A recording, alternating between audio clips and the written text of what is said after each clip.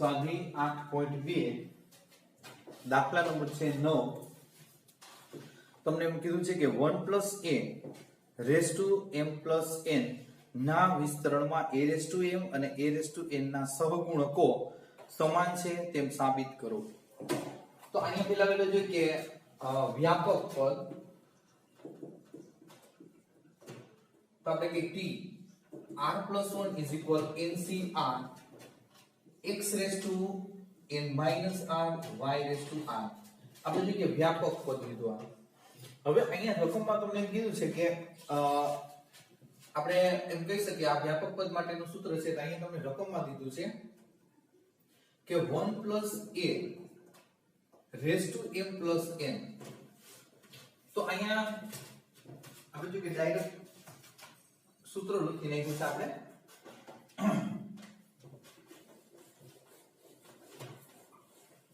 Step 1 થી ગયું.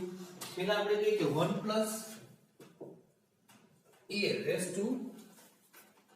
m + n આનું વ્યાપક પદ શોધવું. તો વ્યાપક પદ માટે આપણે જોઈએ કે x = 1 પછી y = a અને આપણે જોઈએ કે આને n પણ આવી ગયું એટલે કેપિટલ N લઈ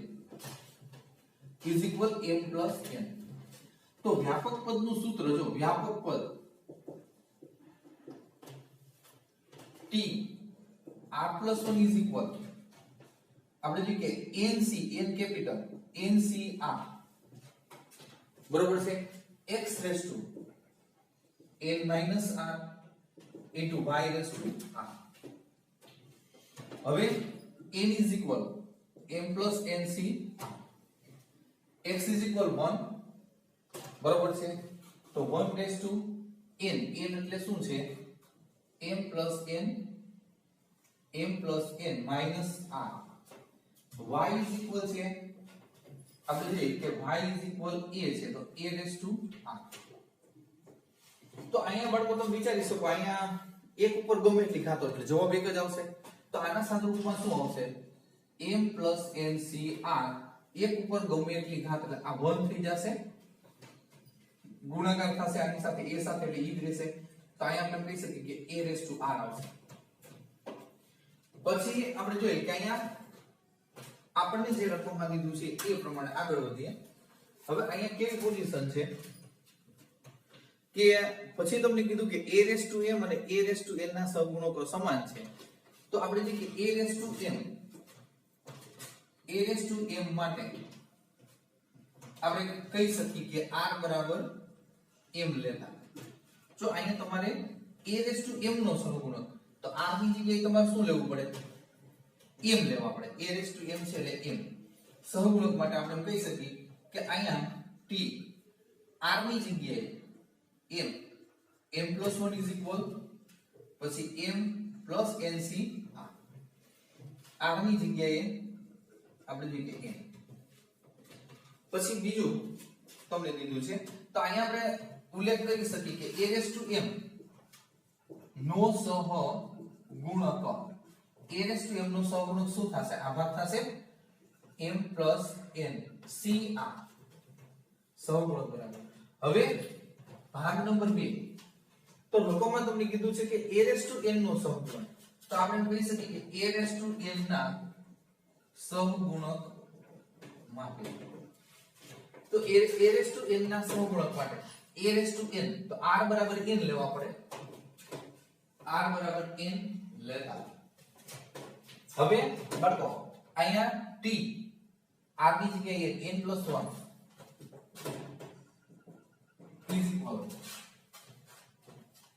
આપણે જોઈએ કે અહીંયા r ની જગ્યાએ m + n તો સોરી r ની જગ્યાએ આપણે શું લેવાનું થશે સાદુરૂપમાં અહીંયા આપણે જોઈએ sorry m + n c r ની જગ્યાએ શું લેવાનું છે n ગુણ્યા a રેઝ ટુ n. ફરીથી r નું સાદુરૂપ છે r ની જગ્યાએ n t n + r m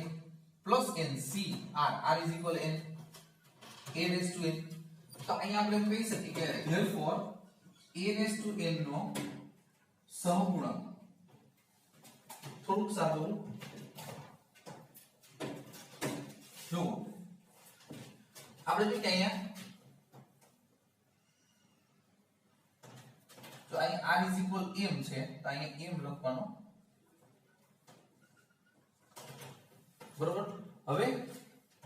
અહીં થોડું સાદું કરી દે આપણે સાબિતી છે એટલે તમને ખબર હોય તો NCR આપણું સૂત્ર છે કે NCR NC n - r આ બે એક કહેવાય આપણે સ્ટાર્ટિંગ માં સૂત્ર લખ્યું છે તો એ અનુસાર જો NCR n r ઉપરમાંથી નીચેનું બાદ તો અહીંયા આ આપણે કહી શકીએ કે ઉપરમાંથી નીચેનું બાદ એટલે m + nc ઉપરમાંથી નીચેનું બાદ m + n n ગુણ્યા a n તો આપણે કે આ પદ ઉડી જશે therefore m + nc m ગુણ્યા a m તો આપણે કહી શકીએ કે therefore a m નો સહગુણક બરાબર આ a m નો સહગુણક m + nc m તો તમે જોઈ શકો અહીંયા પોઝિશન જો a m નો સહગુણક m + nc m a m નો સહગુણક જો અહીંયા m અને અહીંયા પણ a n નો સહગુણક n a n નો સહગુણક શું આવ્યો m + nc m એટલે બે સહગુણક તમારે જો રકમમાં તમને કીધેલું છે કે a m નો સહગુણક અને a n નો સહગુણક સમાન છે એમ સાબિત કરો તો આપણે સાબિત કરી દીધું જો therefore આને આપણે કેવું હોય તો એક કહી શકીએ આ બે એક અને બે પરથી આપણે કહી શકીએ કે a m નો સહગુણક બરાબર a m નો સહગુણક બરોબર આ રીતે આપણે સાબિત કરી શકીએ a m નો સહગુણક એ a n નો સહગુણક જે આપણે સાબિત કરવાનું હતું એ પછી દાખલા નંબર 10 છે તો બહુ જ મોટો દાખલો છોકરા બે પાર્ટમાં વિભાજિત કરવો પડશે આપણે આ દાખલો અહીંયા સાબિત થઈ જાય છે આ પૂરો થઈ જાય છે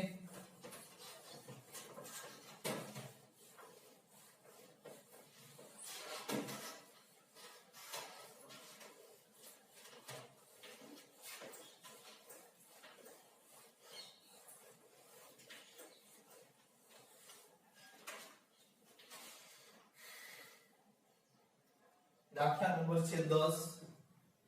અહીંયા તમને એમ કીધું છે કે x + 1 raise to n x + 1 raise to n ના વિસ્તરણમાં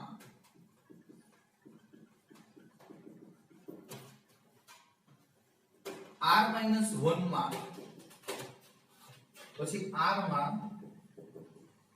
અને r + 1 માં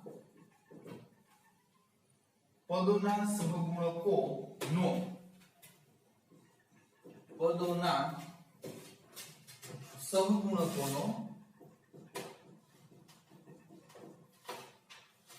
સહગુણકોનો ગુણોત્તર 1:3:5 હોય તો n અને r શોધો છે તો n અને r શોધો દાખલો લઈને 2 થી 3 પેજમાં થાય છે આ સહગુણકનો ગુણોત્તર તમને આપ્યો છે આ રીતે 1:3:5 1/3/5 આપ્યો છે પહેલા આપણે જોઈએ કે વ્યાપક પદ વિશે આપણે જોઈએ કે વ્યાપક પદ છોકરાઓ t r + 1 તો બાળકો અહીંયા પોઝિશન જો રકમમાં તમને r આપ્યો છે સ્મોલ r આપ્યો છે તો સ્મોલ r ન લઈ શકાય કેપિટલ r આપણે કે nc capital r x raise to x આપણે કેપિટલ લઈ x raise to n - r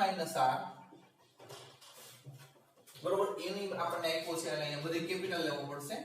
capital n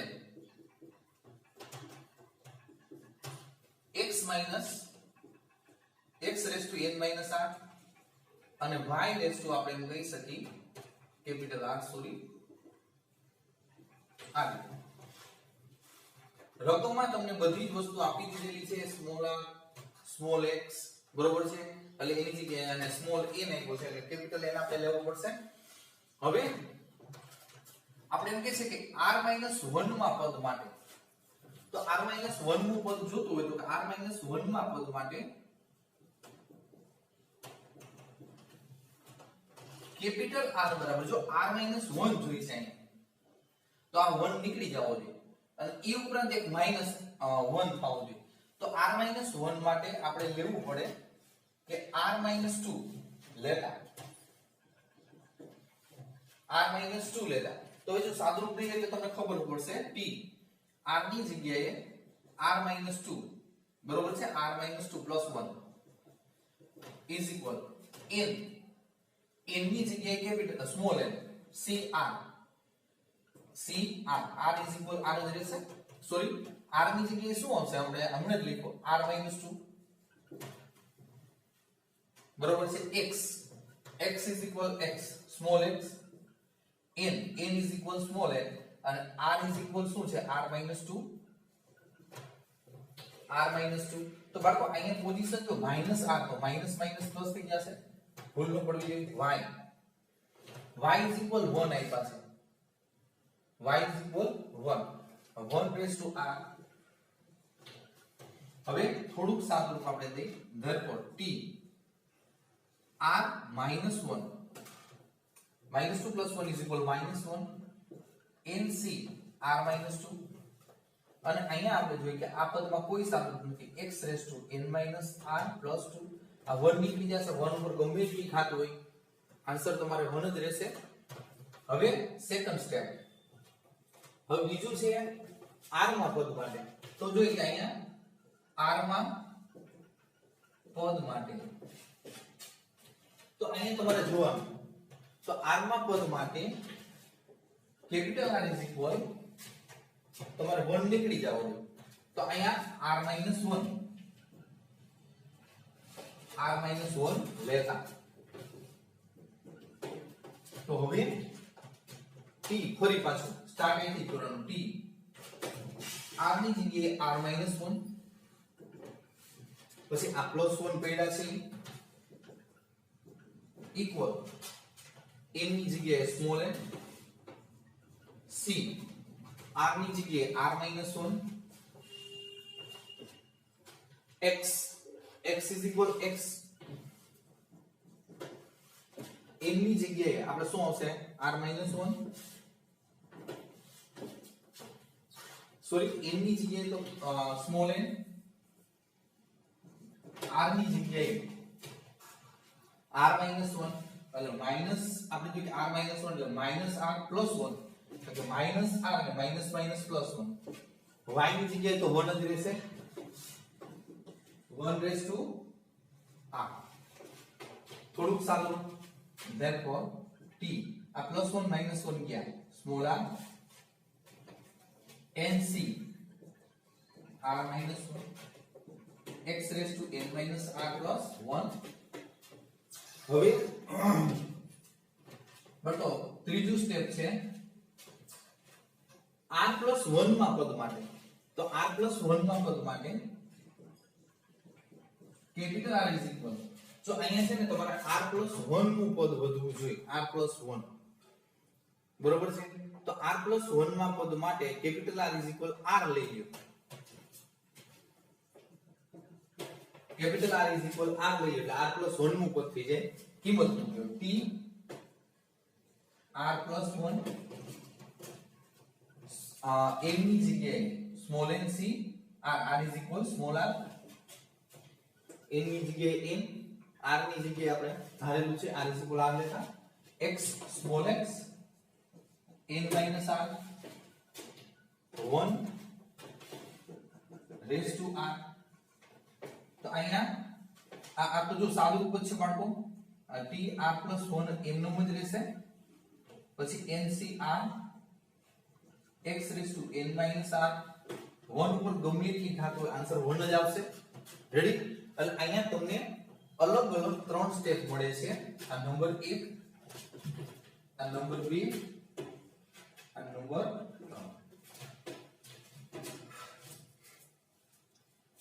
ત્રણ સ્ટેપ અલગ અલગ મળે છે. હવે